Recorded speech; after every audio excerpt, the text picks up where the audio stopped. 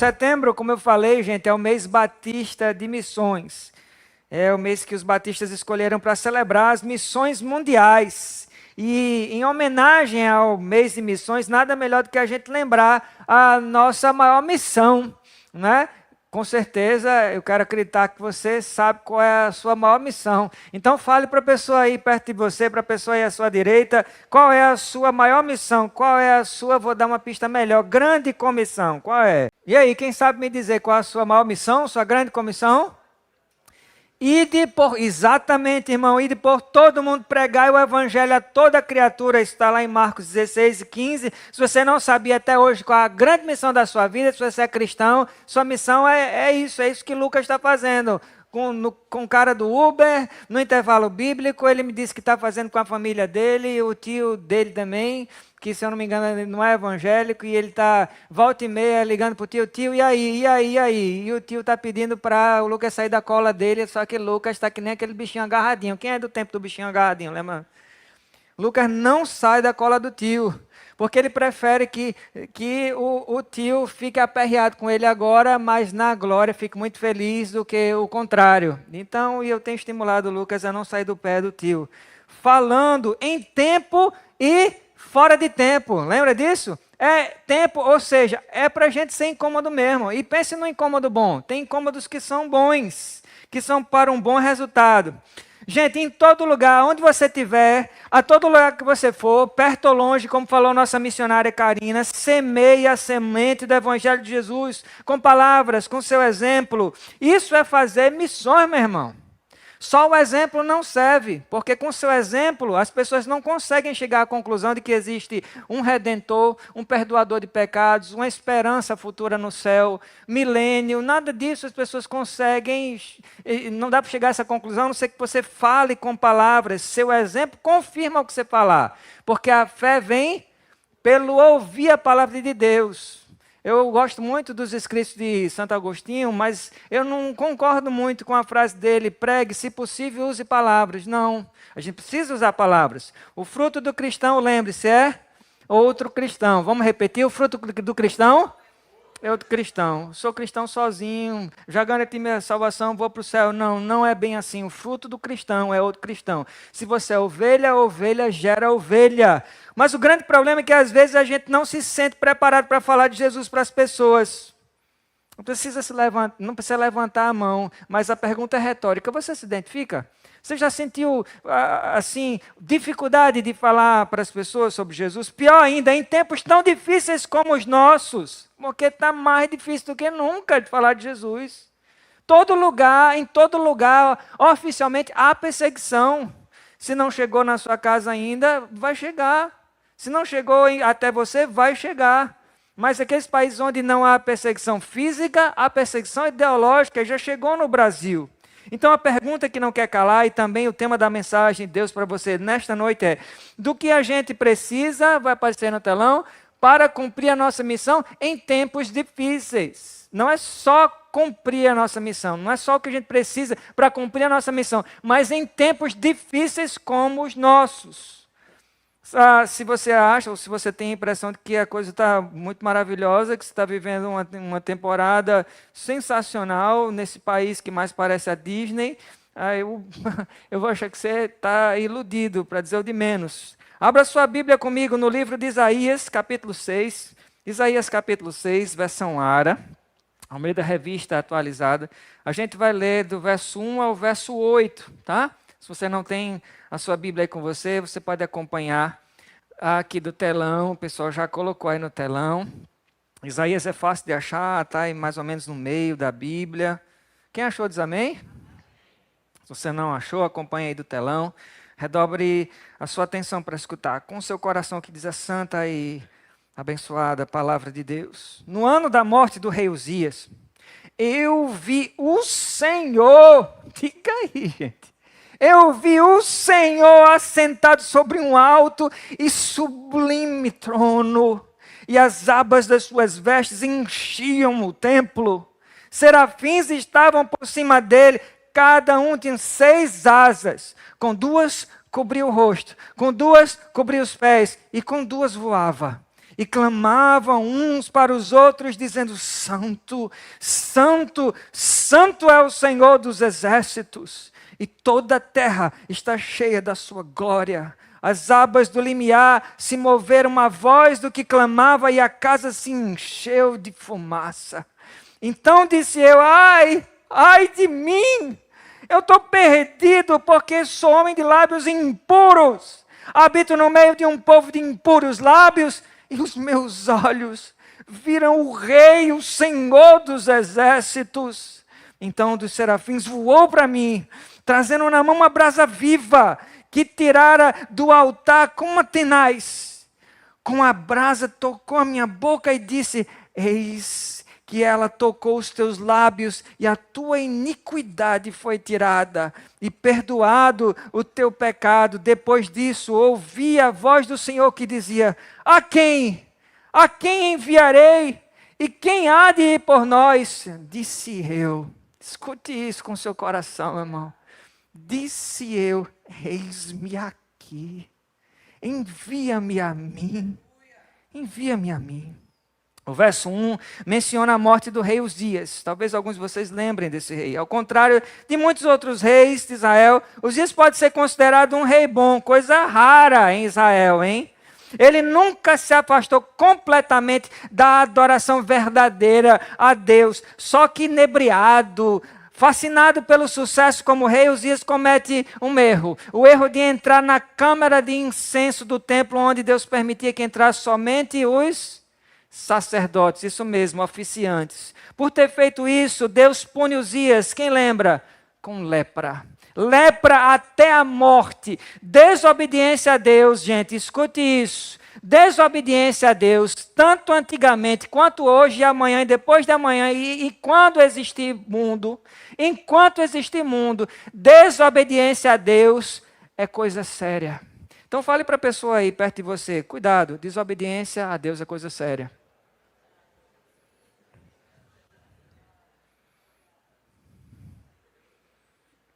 Deus não liga não, isso é besteira, deixa para lá. Talvez você cometeu um pecado, e o mesmo pecado de novo, ou outro, e outro, e outro, e uma coleção de pecados. Porque você tem falado para você mesmo, ou você tem escutado uma vozinha no seu ouvido que diz: não é nada demais. Eu imagino que no inferno deve ter um demônio de 15 metros chamado nada demais. Mas eu vou repetir, cuidado. Pecado, desobediência a Deus, sempre foi coisa séria. E vai continuar sendo, enquanto o mundo for mundo. E agora Isaías está com o coração na mão por causa da morte do rei Uzias, que apesar de tudo foi um grande rei. Vacilou, pisou na bola, mas quem não, quem nunca? Apesar de tudo, Uzias foi um grande rei, afinal de contas. Uzias, gente, reinou por 52 anos. Pense num reinado longevo. Mais do que isso, só a rainha Elizabeth, a semi-eterna, reinou na Inglaterra, sabe por quanto tempo? Você lembra? Sabe? 70 anos, gente. 70 anos ela reinou. A verdade é que a morte do rei Uzias marca o fim de um tempo impressionante de prosperidade e de estabilidade em Judá. Tanto para Isaías quanto para o resto da nação, a morte do rei Uzias desencadeou um tempo de instabilidade e preocupação para o povo inteiro, para todo mundo. Mesmo assim, ao menos para Isaías, esse momento viria a ser um momento de redescoberta e redirecionamento. Eu quero ser profeta de Deus para você nesta noite, então eu quero que você redobre sua atenção para você escutar isso. Deus está prestes a iniciar um tempo na sua vida de redescoberta e redirecionamento. Você crê? Então você que crê, se prepare, porque isso aqui não é de graça. Eu não estou falando para o vento, para as paredes. Deus quer inaugurar na sua vida um tempo de redirecionamento, meu irmão. Acontece que aparentemente Isaías tinha o olhar dele fixo em quem mesmo? Uzias. Todo o olhar de Isaías estava em Uzias. Isaías tinha apostado todas as fichas dele em Uzias. Isaías olhava para o trono de Judá e literalmente só via Uzias. Alguém se identifica? Principalmente no tempo pré-eleições, você só via um candidato ou outro. E você não enxergava mais nada na sua vida. Nem mesmo sua família. Eu conto, tem assim de gente que eu conheço familiares que nem se falam, porque o político tal virou o ídolo. Então, Isaías estava mais ou menos assim. Ele só enxergava o trono, ele só enxergava Uzias como se fosse a esperança dele para Israel. Isaías tinha apostado todas as fichas dele em Uzias, mas agora que Uzias se foi, Isaías está prestes a redirecionar o olhar dele para um trono mais alto, para um trono bem mais alto, mais sublime, mais soberano, um trono eterno, inabalável, meu irmão, o trono de Deus. O trono de Deus. E é aqui que eu quero entregar um recado de Deus para você que perdeu alguma coisa importante. Talvez tenha alguém aqui sentado que perdeu alguma coisa importante ou alguém. E faz tempo. Ou para você que até agora não conseguiu perceber e nem receber de Deus alguma coisa que você considera muito importante. Escute o que Deus está dizendo para você nesta noite. Deus está dizendo para você assim: o meu Espírito Santo quer redirecionar a sua atenção de tudo que você pensa ingenuamente, porque você está pensando ingenuamente em que nesta coisa está a solução para o seu problema. O Espírito Santo de Deus quer dizer para você que Ele quer redirecionar o seu olhar de tudo em que volta e meia você pensa que está a razão da sua felicidade, porque tem pessoas aqui que pensam que a sua felicidade está nisso, está naquilo outro, está naquela pessoa, está nessa circunstância, está num trabalho, está na realização no sonho, está nisso ou naquilo. Não, Deus quer dizer para você que Ele quer instrumentalizar você para uma missão muito maior do que muitas coisas que você considera tão importantes na sua vida. Meu amado, minha amada, cada um de nós, volta e meia, atravessa um trecho de instabilidade. Volta e meia a gente atravessa um trecho de instabilidade e medo, não é assim? Talvez você está passando agora mesmo por um trecho de instabilidade, de ansiedade, de medo. Se você não está, você está prestes ou você acabou de passar. A vida é intercalada com isso, né? Não é assim? Essa instabilidade e essas preocupações podem crescer dentro de nós a ponto de fazer a gente afundar. Se a gente vai dando vazão a isso, a gente pode afundar, como aconteceu com o apóstolo Pedro certa vez. Você conhece a história, você vai lembrar. Pedro estava num barco em alto mar, com os outros discípulos numa noite escura, as águas estavam revoltas e de repente Jesus vem caminhando, todo faceiro, andando por cima da água, como se a água fosse chão, gente. Naquela escuridão toda, os discípulos só veem um vulto caminhando sobre a água. E como ninguém nunca ouviu falar de nenhum ser humano que já andou na água, os discípulos chegaram a uma conclusão meio que óbvia naquela circunstância. Eles engolem seco, olham um para o outro e dizem: só pode ser um fantasma, só pode ser uma assombração. Todo mundo ficou branco ali, daí passo a passo, Jesus se aproxima do barco, e quando chega perto do barco, ele diz a Pedro: vem, não é isso que ele fala? Vem, Pedro. E Pedro vai, gente. Pensa num cabra macho. Pedro vai. Pergunta que não quer calar: você iria? Você iria? Olha outro cabra macho aqui, ó. Eu iria. Levantou a mão e levantou rápido. Eu iria. Pedro vai, gente. Ele vai contradizendo toda a lógica física e circunstancial. Por alguns instantes ele vai caminhando em direção a Jesus, como se ele não soubesse que água não é chão. Diga aí. Só que em um certo momento do percurso, de repente, do nada, Pedro afunda. Afunda. Mas ele não afunda porque ele lembrou que finalmente que a água não é firme. Ele afunda porque ele desloca a atenção dele de Jesus. A atenção dele de Jesus é removida, é por isso que ele afunda. Pois é, meu irmão, quando a gente desvia o nosso olhar de Jesus, a gente começa a afundar, e é instantaneamente. Deixa eu dizer para você, não é processualmente, não. Desviou a atenção de Jesus, você afunda instantaneamente. Às vezes a gente tá afundando e nem está percebendo. Ou a gente está se afogando e nem está percebendo, porque é um afogamento espiritual diferente. O que Deus quer fazer com você nesta noite é tal como Ele fez com o profeta Isaías, redirecionar o seu olhar para Ele. Deus quer ter um encontro com você que vai te capacitar para a sua missão.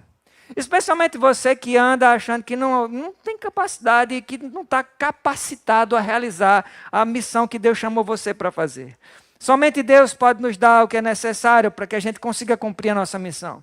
E a primeira coisa é que a gente precisa ver o que Isaías viu, é o nosso primeiro ponto. A gente precisa ver o que Isaías viu, está nos versos de 1 a 4. No verso 1, Isaías diz que ele viu o Senhor. Ele viu o Senhor, gente. Antes de mais nada, é crucial que a gente saiba que no Velho Testamento, sempre que você lê um personagem dizendo que viu Deus, entenda que ele viu a segunda pessoa da Trindade. Então, quem foi que o personagem viu mesmo? Quem foi? Deus Pai, Deus Filho, Deus Espírito Santo. Quem foi a pessoa que ele viu? Jesus. Jesus é quem faz Deus visível a olho nu. Você quer uma foto de Deus? Por assim dizer, é claro. Olhe para Jesus. Pois a Bíblia não pode se contradizer e ela afirma tacitamente, com todas as letras, em João 1:18, você vai lembrar disso, ninguém jamais viu a Deus, a Bíblia diz isso, ninguém jamais viu a Deus. Isaías teve uma visão de Deus Filho. E mais importante ainda, é o que ele viu de Deus. Primeiro, ele viu a posição de Deus, ele contemplou a soberania de Deus, meu irmão. No verso 1, Isaías descreve essa posição, ele diz assim, ó, eu vi o Senhor assentado num alto e sublime trono, e as abas das suas vestes enchiam o templo todo. E essa descrição de Isaías é de deixar a gente de boca aberta. Por quê, pastor? Vou dizer. Eu digo isso porque nos tempos antigos, a bainha, talvez seja uma curiosidade para você isso. A bainha de uma capa era a marca distintiva dos reis. Sabia disso? Na iconografia do Antigo Oriente, quanto mais trabalhada a aba da capa de um rei, quanto mais longa ela fosse, mais glorioso seria o rei, porque o comprimento da capa muitas vezes trazia pendurada nela um número de medalhas de vitórias que o rei conquistava contra os reinos inimigos. Então, quanto mais trabalhada a aba da capa de um rei e mais comprida, mais medalhas penduradas, maior a glória que o rei tinha. Pense, por exemplo, no comprimento que deveria ter a capa do rei Alexandre o Grande. Será que era comprida?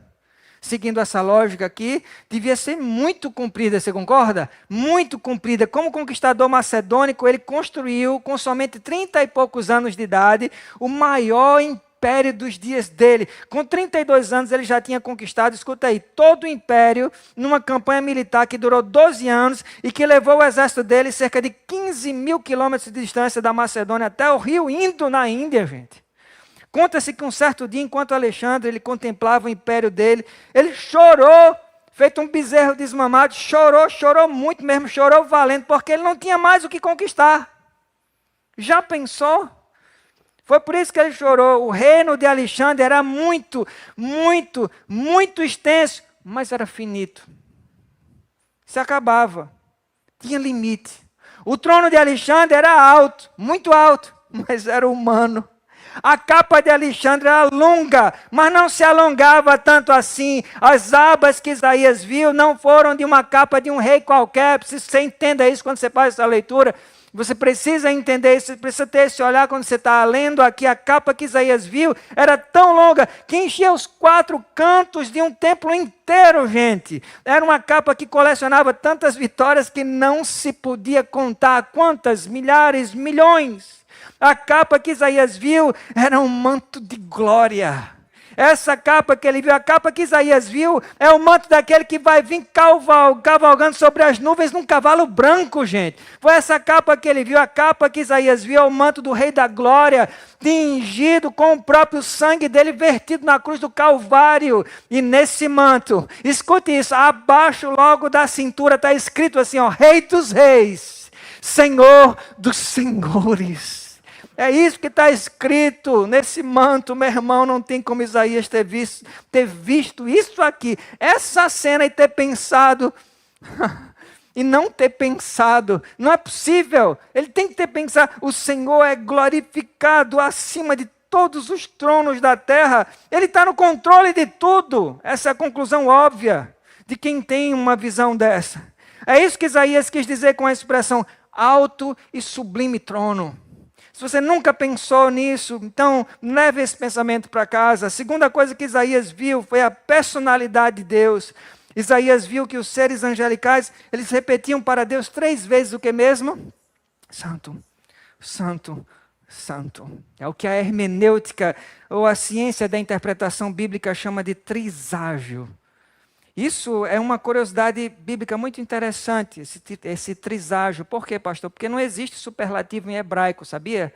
Não tem, aqui em português a gente tem. Santo, qual é o superlativo?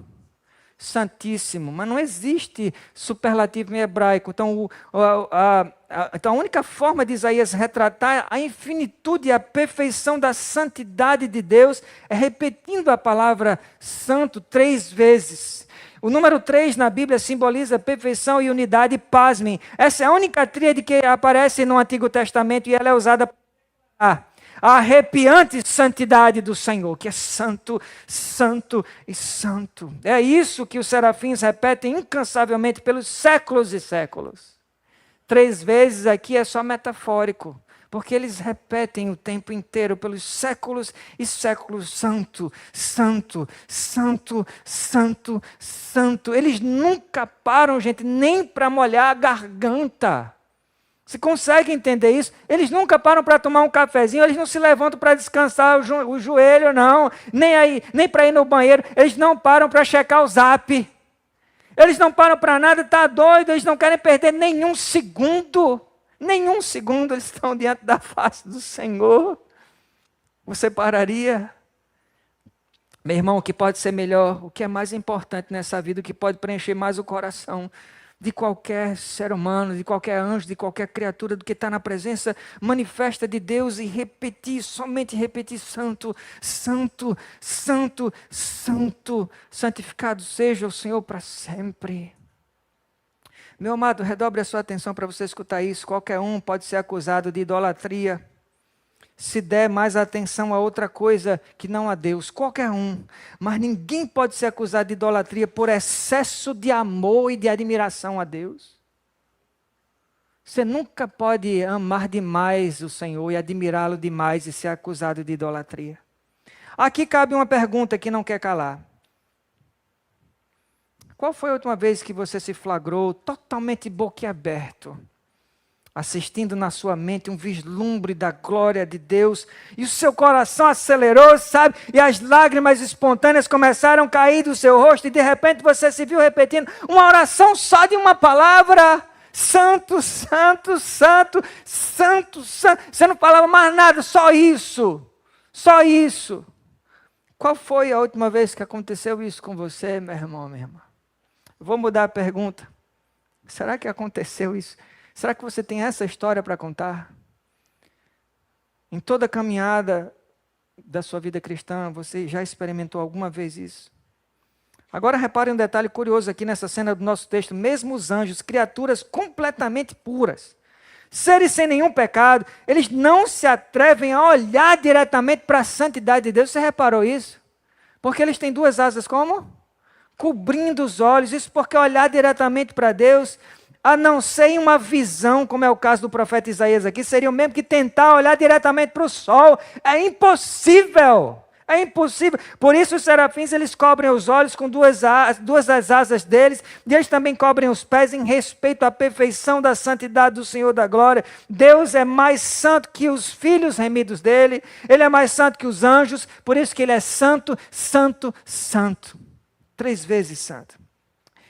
Aqui eu acredito que o profeta Isaías finalmente entendeu que o rei Uzias ele pode ter sido até um rei bom, mas somente Deus é santo, e somente ele merece a glória pelo controle de tudo. A.W. Tozer, um renomado pastor e escritor já falecido, ele diz assim: diga-me a sua visão de Deus e eu direi tudo ao seu respeito. Eu concordo totalmente com Tozer. Se eu perguntar a você a sua visão sobre Deus, se você me disser quem é Deus para você nesta noite, eu digo tudo sobre a sua vida. Eu vou saber imediatamente tudo sobre você, se simplesmente você me disser quem é Deus para você. Que afirmação forte e tão verdadeira. Agora repare comigo que os serafins, eles não repetem para Deus: amoroso, amoroso, amoroso. Eles poderiam repetir isso? Isso é mentira sobre Deus, gente? Não.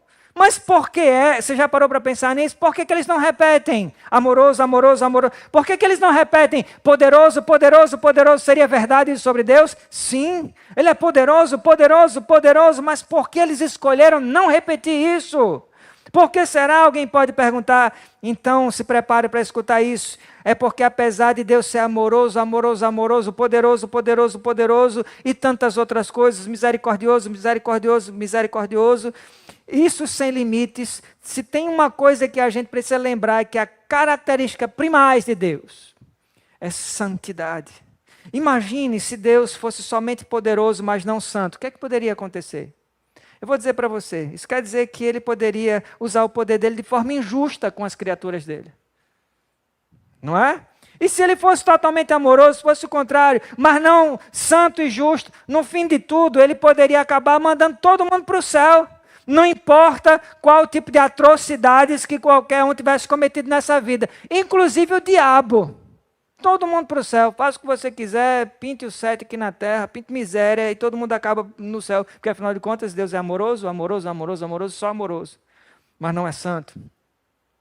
Assim a gente conclui que a santidade de Deus é o atributo controlador de todos os outros atributos dele. Uma coisa é o que a teologia chama de potentia Dei absoluta, o poder de Deus para fazer o que ele quiser, e ele tem. Outra coisa é a potentia Dei ordinata. O que é isso, pastor? O poder ordenado de Deus, que é administrado pela santidade dele. A santidade de Deus é o que mantém todo o cosmos em ordem, meu irmão. A santidade de Deus nos protege. Você pode repetir comigo? A santidade de Deus nos protege. A santidade de Deus fez a misericórdia dele se renovar hoje de manhã, quando o sol se levantou sobre a terra. A misericórdia dele preservou você.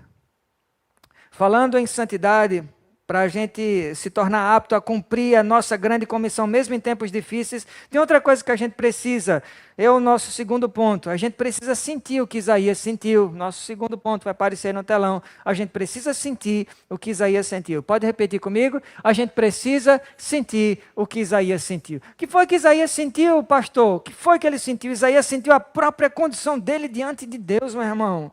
Isaías se sentiu como? Vou dizer, se você ler mais uma vez o texto, você vai perceber de cara, ele se sentiu sujo. Ou melhor, eu vou ser mais preciso, eu vou ser mais particular aqui. Ele se sentiu um boca suja. Você já se sentiu assim? Sujo? Um boca suja? Ou um homem, uma mulher de pensamentos sujos? De atitudes sujas? Escute a confissão dolorida aqui dele no verso 5, ele enche o peito e ele explode com um grito assim como se fosse incontido, ele diz, ai de mim, não é assim que está na sua Bíblia? Está aí com a exclamação, ai de mim, eu estou perdido, porque eu sou um homem de lábios impuros, eu habito no meio de um povo de impuros lábios, e os meus olhos viram o Rei, o Senhor dos Exércitos. Meu amado, uma verdadeira visão de Deus que prepara a gente para falar dele aos outros, sempre faz a gente perceber as nossas falhas primeiro, não a do outro, mas as minhas primeiro. As minhas. É como se a gente se olhar no espelho, e quando a gente se olha no espelho depois de acordar, às vezes a gente se flagra com o nosso cabelo todo desgrenhado, para quem tem cabelo, todo desgrenhado e com os olhos remelados. A gente precisa de um espelho, não é isso? Sim ou não? Na 22ª edição do Congresso Consciência Cristã, que eu fui em Campina Grande, eu escutei o missionário Ronaldo Lidório falar uma frase que não sai da minha cabeça. Ele disse assim, hoje em dia a gente é muito tolerante com a gente mesmo e nada tolerante com o outro. É que nem aquele ditado que você já ouviu, mentira só é boa quando eu conto. Mentira só é boa quando eu conto. Mas não o profeta Isaías. Note que em vez de se justificar para Deus e dizer algo do tipo assim, Senhor, o Senhor sabe, né? O Senhor conhece a minha vizinhança. Eu moro numa vizinhança cheia de fofoqueiros, Senhor. Mas eu não sou dessa laia, não. Quando eu contei ontem no círculo de oração que o marido de fulana botou uma gaia nela, foi só como motivo de oração. Não queria falar mal de ninguém, não. O Senhor conhece meu coração, Deus sabe. Não, meu irmão. Não foi assim que Isaías agiu com Deus, não. Ele não diz assim, ai do meu povo, estão tudo frito. Ele fala assim, não. Ai do meu povo, esse bando de fofoqueiros, boca suja, ácidos, ridículos e grosseiros. Eles estão fritos. Ele não falou isso, não. Muito pelo contrário, ele disse assim, ó, assombrado, ele está assombrado. Se é que você não percebeu lá nesse texto. Ele está assombrado, gente, ele está assombrado. E ele diz assim, ele admite para Deus, ele diz, o que vai ser de mim agora? Porque o Senhor sabe muito bem que eu sou o primeiro entre o meu povo, que não controlo a minha língua. Eu falo muita coisa que eu não devo, eu sou o primeiro que não consegue controlar a língua. Ai de mim! Como é que vai ser? Eu não falo com as palavras que Jesus falaria, do jeito que ele falaria, e nem com a motivação que ele falaria. E agora eu vi a tua santidade. Como é que eu fico? Agora eu vi a tua santidade, Senhor, e eu me sinto envergonhado, totalmente envergonhado de mim mesmo. O que é que vai acontecer comigo? Será que o Senhor vai me fulminar? Eu acredito que Isaías estava ali esperando o próximo segundo Deus fulminá-lo. Não, nada disso, meu irmão. Deus não quer fulminar Isaías. Deus quer purificar a boca dele, não é assim? Ele quer purificar a boca dele. A próxima cena narrada nos versos 6 e 7 agora é muito intrigante, porque o que acontece é que Deus permite que um dos serafins saia da presença. Eu acho isso fantástico, para dizer o de menos. E Deus permite que um dos serafins saia da presença dele, da presença do Senhor, de onde eles nunca se deslocam, vale dizer isso. Eles não saem. Mas Deus permitiu, gente. E o serafim, ele pega uma brasa viva do altar com uma pinça e com um só toque ele purifica a boca de Isaías. Meu amado, da próxima vez que você for tentado a dizer de você mesmo, talvez você disse esses dias, você disse assim, eu não sou importante para ninguém. Eu cheguei a essa conclusão e ninguém tira isso da minha cabeça. Eu não sou importante para ninguém. Eu não passo de um peso morto. Por que que eu existo? Ninguém liga para mim. Lembre, quando você for assolado de novo por esse pensamento, lembre que você é tão importante para Deus que Ele é capaz de interromper a adoração de um dos serafins. Um dos serafins para fazer sabe o quê? Para melhor preparar você para a missão que Ele chamou você para fazer. Você tem noção, meu irmão, do que é Deus pedir para um serafim parar de adorá-lo para ir purificar a sua boca? Ele fez muito mais do que isso. Você sabe onde eu quero chegar. Ele fez muito mais do que interromper a adoração de um dos serafins para ir na sua boca e tocar na sua boca. Se você ainda não percebeu onde eu estou querendo chegar, então olhe para cá. Olhe para ali. Fez muito mais, não fez? Muito mais. Ele tocou a sua boca, o seu coração, a sua mente, os seus braços, todo o seu ser, ele banhou com o sangue do Filho dele. Purificação total e completa. Um detalhe intrigante aqui nos rituais mesopotâmicos, muitas vezes a purificação dos lábios era um símbolo de purificação total da pessoa. Isso era visto como um pré-requisito, especialmente para os sacerdotes, antes deles terem permissão para relatar às pessoas o que eles tinham a dizer. Assim, para Isaías, essa visão teve uma simbologia assim, muito familiar, sabe? E eu aposto que alguém aqui pode estar pensando assim, como eu gostaria que um anjo tocasse na minha boca para que eu nunca mais falasse o que eu não devo, pastor, porque só eu e Deus sabe. Aliás, eu e minha família, eu e meus colegas, eu e meu colega do trabalho, eu e tanta gente. Quem me dera o Senhor consertasse meu jeito de falar com as pessoas, assim eu teria moral para evangelizá-las, porque sabe, pastor, no mês de missões ou em qualquer mês, eu não sinto que eu tenho moral para evangelizá-las, as pessoas, porque as pessoas, principalmente aqueles que me conhecem, que moral eu tenho? Quem me dera eu sempre tivesse a palavra certa na hora certa, pastor, meu casamento não vai bem, sabe? Porque eu não sei o que dizer, eu não sei como dizer. Ou no trabalho, ou na escola, ou na faculdade, eu me sinto constrangido porque eu também não converso com os meus colegas como eu deveria. Falo tanta besteira, eu ouço tanta besteira, eu compartilho de tanta piada obscena, eu falo tantas coisas que eu não deveria. Poxa, pastor, eu não sei como eu devo falar com meu filho. E agora, ai de mim! Uma pergunta. Você quer mesmo ser purificado no seu jeito de falar, meu irmão? Diga amém se você quer. Então saiba que o processo de purificação é doloroso. Tem um preço. Não é para menos que o símbolo é de uma brasa tocando na sua boca. Você pode imaginar? Dá para imaginar a dor disso? Sinceramente, eu não acredito em arrependimento. Eu vou falar bem devagar para todo mundo escutar, eu não quero que ninguém perca isso. Eu não acredito em arrependimento que não arde, não dói e não queima por dentro. Para mim não é arrependimento, não. Augusto Nicodemos disse que arrependimento não é quando a gente chora, é quando a gente muda. Isaías grita, ai de mim, é o que ele diz. Ele parecia entender que a santidade de Deus ou iria queimar nele para a morte ou para a vida. Uma das duas coisas. O rei Davi, ele relata que uma vez ele sentiu os ossos dele envelhecerem dentro do corpo dele por causa do pecado dele. Vocês lembram disso, gente? E ele literalmente gemia, ele dizia que ele gemia dia e noite, refletindo no erro dele. Ele refletia e ele gemia e os ossos doíam dentro dele. Escute a forma arrepiante como Davi descreve isso em Salmos 32:3, se você quiser anotar para ler depois. Salmos 32:3, ele diz assim, enquanto eu calei os meus pecados, envelheceram os meus ossos. Meu irmão, o pecado dói e o arrependimento também dói. Mas quando a dor do arrependimento é causada por Deus, é uma dor curativa, aleluia. Uma dor para a vida, uma dor para a preparação para a sua grande missão. O Deus que abre a ferida, eu quero dizer para você nesta noite, eu quero lhe lembrar, é o Deus que cura. O Deus que abriu a ferida é o Deus que vai curar. Graças sejam dadas a Deus que não somente nos aponta o nosso pecado, Ele faz isso. O Espírito Santo aponta o nosso pecado, mas Ele também providencia um meio para a nossa cura. Para Isaías foi uma brasa no altar, para nós é o precioso sangue de Jesus. Quanto mais perto a gente se achega dEle, a luz dEle revela as nossas falhas, é claro. E é assim que a gente percebe o nosso pecado e recebe o toque curador do perdão dEle. A gente pode testemunhar a outros exatamente o que Ele fez por nós. Pastor, não sei por onde começar, então testemunhe o que Ele fez na sua vida. Deus fez maravilhas na sua vida?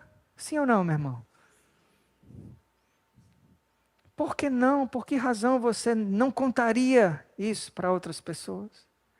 Isso nos leva à última revelação do que a gente precisa para cumprir a nossa grande comissão, nosso último ponto.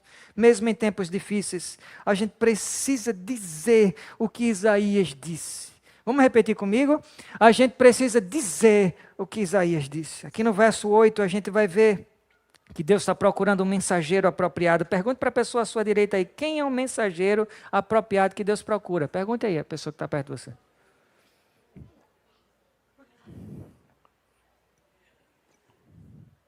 Não é só para perguntar não, para dar resposta. Aí são outros 500, pastor. O mensageiro, então escute aí, o mensageiro apropriado que Deus procura é o mensageiro mais estiloso, certo? Sim ou não? O mais rico, o mais bonito,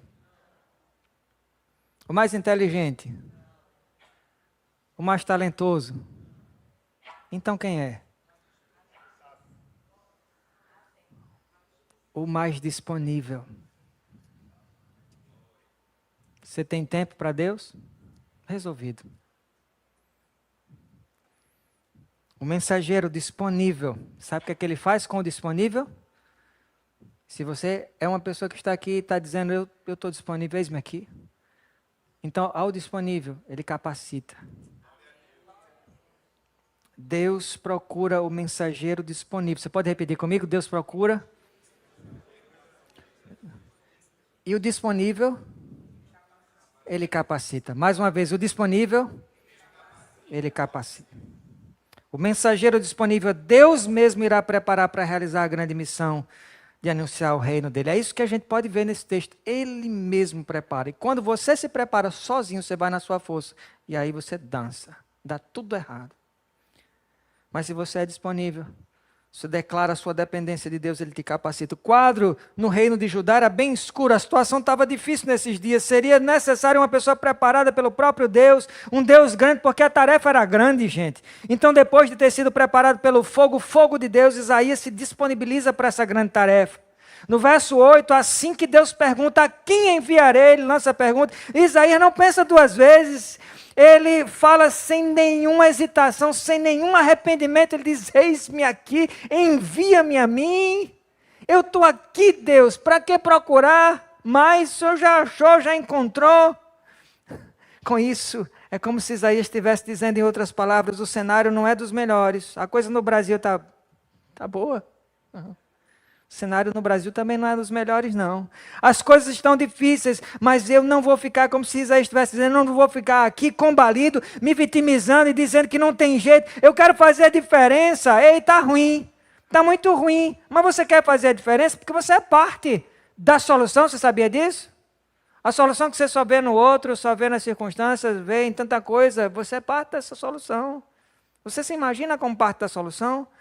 É como se Isaías estivesse dizendo, o Senhor já me purificou do meu pecado, Ele tocou na minha boca, o Senhor tocando na minha boca, eu estou preparado. Meu irmão, quando aconteceu o que está para acontecer na sua vida, lembra que eu falei do redirecionamento? Quando Ele tocar na sua boca, quando Ele tocar naquilo que precisa ser tocado, você vai estar preparado, não há desculpas. É agir depois disso. Aí Isaías segue dizendo, eu imagino ele falando assim, pode me enviar para quem o Senhor quiser, quem o Senhor quiser que eu fale, seja onde for, eu irei sem arrependimentos. O que Isaías faz aqui é cantar aquele hino belíssimo que alguns de vocês conhecem. Não importa onde for, seguirei o meu Senhor. Lembra? Sobre terra ou mar, onde Deus mandar, irei. Lembra desse hino? Lindíssimo. Meu amado, quando você tem uma visão da santa majestade de Deus, você primeiro, acompanha aí, você primeiro vê a sua própria pecaminosidade. Mas logo em seguida você também vê o estado pecaminoso da sua geração. Foi o que Isaías fez. Ele disse, ai de mim, sou um homem de lábios impuros e habito no meio de um povo que também não é lá essas coisas não. Então, você olha para a sua pecaminosidade e depois você olha em seguida para o estado pecaminoso da sua geração e você não consegue ficar de braços cruzados. Já estou salvo, sou crente, sou filho de Deus. Raças, povo escolhido, sacerdócio real, povo santo. O mundo que se lasque. Isso não combina com o filho de Deus.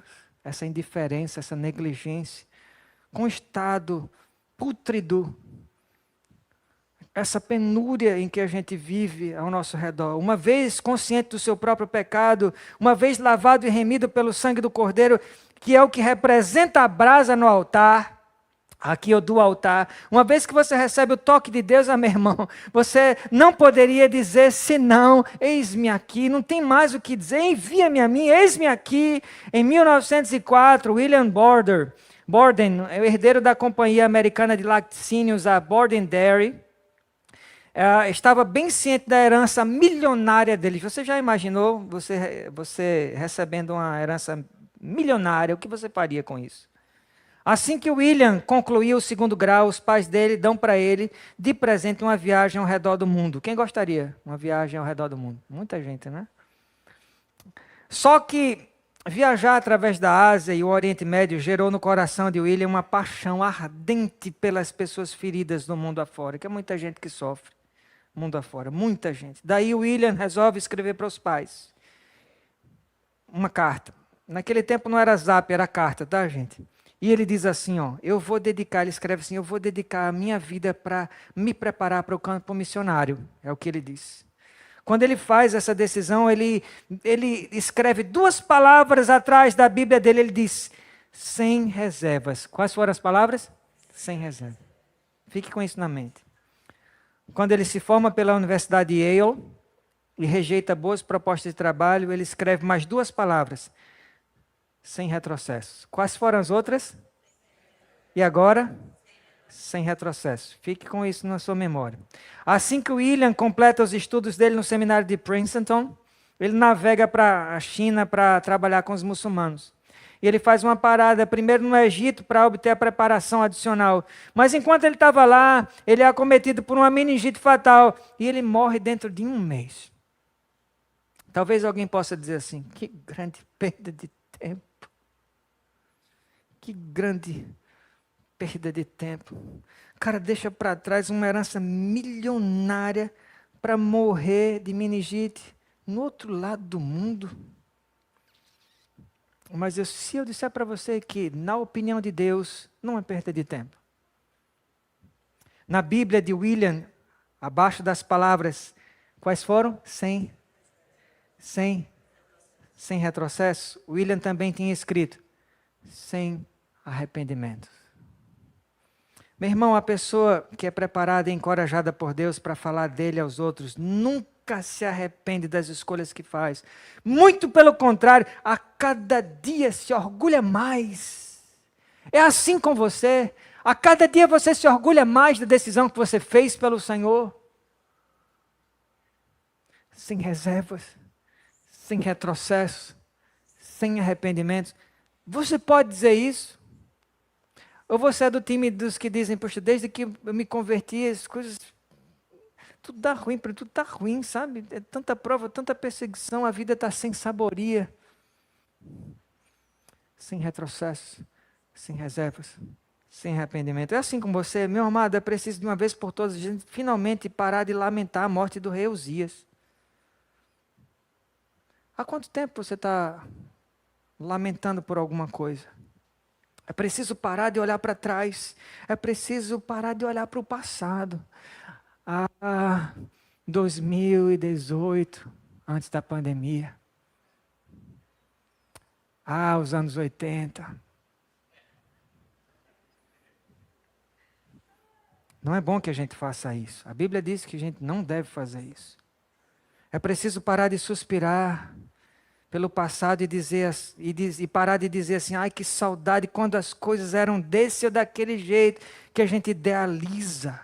Meu amado, olhando para trás, ninguém caminha para frente.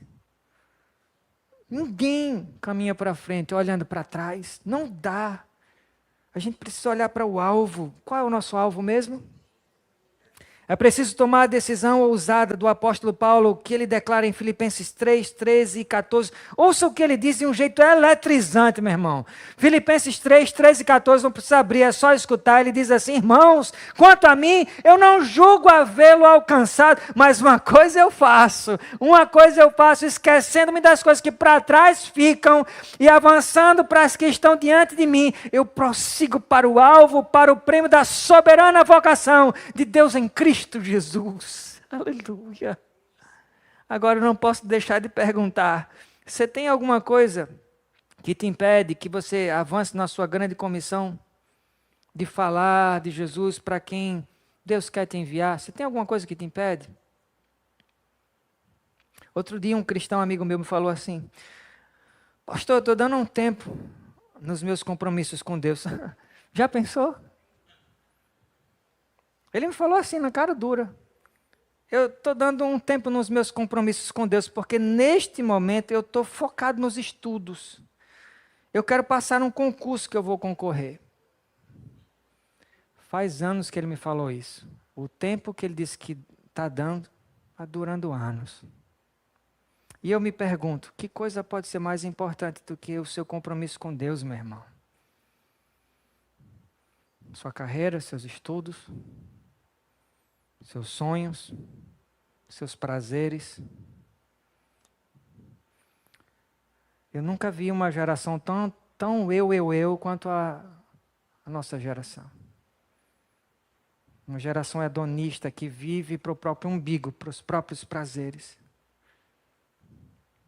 Como ouvirão se não há quem pregue, diz a palavra? Eu me pergunto, que coisa pode ser mais importante do que o compromisso com Deus? Mais uma vez me pergunto e pergunto a você, que alvo pode ser mais importante do que levar Jesus às pessoas que caminham a passos largos e aos milhões para o abismo? Aos milhões. Eles não estão caminhando devagar, eles estão caminhando muito rápido e caindo aos milhões. E você? O que está fazendo? Eu estou salvo, pastor. Como ouvirão se não há quem pregue? E pode ter certeza, Deus não aceita justificativas do tipo, poxa vida, hoje não dá mesmo, é que eu estou tão cansado. Ou então, não tem tempo, ou eu não sei falar de Jesus, ou então, sabe, o problema é que eu não tenho muito conhecimento da Bíblia, pastor, ou então, mas é que eu tenho que primeiro consertar algumas coisas na minha vida, depois eu falo. Meu amado, tudo que Deus quer ouvir de você é, eis-me aqui. Quem é o servo escolhido por Deus? Quem é que Ele vai escolher? O disponível. Lucas, quanto tempo você tem de convertido? Menos de um ano. Menos de um ano. Você tem conhecimento suficiente para falar de Jesus? O que ele sabe, ele passa à frente. Menos de um ano. Você pode dizer para Deus nessa noite, pode contar comigo, Senhor, pode me enviar. As coisas não estão nada fáceis nesse país, nesse estado, nem na minha vida, nem na minha família, nem no trabalho, em tudo. Eu não sou perfeito, eu sou um homem de lábios impuros, mas eu estou disponível para o Senhor. Você pode dizer isso em oração nesta noite para o Senhor? É isso, meu irmão, entrega de corpo e alma e disponibilidade, é só o que o Senhor quer de você, Ele só quer isso. Sabe o que é que Deus está esperando tantos anos de você, por tantos anos, só isso. E eu acho fantástica a lógica da romancista britânica Mary Ann Evans, quando ela fala assim sobre o papel das pessoas nos grandes planos de Deus para elas. Sabe o que é que ela diz? Ela diz assim, é Deus quem nos dá capacidades, mas não sem as mãos humanas. Ele não poderia fazer os violinos de Antônio Stradivário sem um Antônio, concorda? É, simples assim. É claro que o Espírito Santo de Deus é quem convence o pecador do pecado, mas quem fala de Jesus para o pecador é você, não o Espírito Santo. Eu tenho a total certeza que eu falo só para os ouvidos de todo mundo, mas o Espírito Santo fala aos corações. O Espírito Santo fala, eu só consigo alcançar os ouvidos de vocês quando eu consigo.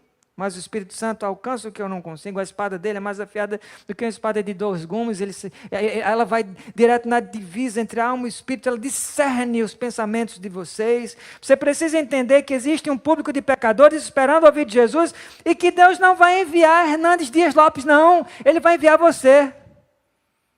Não é Hernandes que vai pregar para o Brasil inteiro. Você tem parte nisso, Ele quer enviar você e a pergunta é, você está verdadeiramente disponível? Eu vou fechar a nossa mensagem com um breve relato. Ele é forte, mas ele também é inspirador, muito inspirador. Mais ou menos 3 anos depois do naufrágio do navio Titanic, um rapaz escocês, ele se levanta no meio de uma reunião em Hamilton, no Canadá. Isso 3 anos depois do naufrágio, escuta a história. E ele começa a falar assim, eu estava a bordo do Titanic quando ele naufragou. Isso já é um milagre, né? Você ter participado daquilo ali e viveu para contar a história. Esse cara viveu para contar a história. Eu estava boiando sozinho numa tábua, na água gelada daquela noite pavorosa, quando uma onda traz John Harper. Como é que é o nome? John Harper. Um pastor batista, olha só que legal. Um pastor batista, a onda trouxe ele para perto de mim. Ele também estava agarrado num pedaço de tábua. E daí o pastor grita, rapaz, você está salvo? E eu respondo, não, eu não estou. Daí o pastor me diz, crê no Senhor Jesus Cristo e serás salvo. Então as ondas levam John para longe de mim, mas estranhamente, pouco depois, ele é novamente jogado para o meu lado e me pergunta, você está salvo agora? E eu respondo, não, eu não posso dizer com sinceridade que eu estou. E aí, mais uma vez, ele repete o versículo, crê no Senhor Jesus e serás salvo. Logo depois disso, o pastor perde a tábua em que ele se apoiava e se vai. E ali sozinho, durante a noite, tendo sob mim mais de 3 quilômetros de água, eu criei em Jesus como meu Salvador, diz ele. Eu sou o último convertido do mundo para Deus, através do testemunho do pastor John Harper. Meu amado, você pode estar vivendo um momento muito difícil da sua vida. Mas ainda assim Deus quer preparar, Ele vai preparar você para usar você para a maior missão de todas, a salvação dos que perecem sem Jesus. Eu acredito que a gente está vivendo o clímax da história, em que a qualquer momento nós vamos ver o nosso Redentor voltando nas nuvens com poder e glória. E nesse prenúncio, dentro desse prenúncio, Jesus falou que o evangelho seria pregado no mundo inteiro, então viria o fim. Nós estamos num momento em que o evangelho precisa ser pregado no mundo inteiro, como prenúncio da vinda dele. E a pergunta que eu quero ecoar aqui de Deus para você é, A quem enviaremos? Esta noite Deus faz a mesma pergunta que ele fez a Isaías. A quem enviaremos? Pergunta o Senhor. Que a sua resposta nessa noite seja: eis-me aqui, Senhor. Envia-me a mim.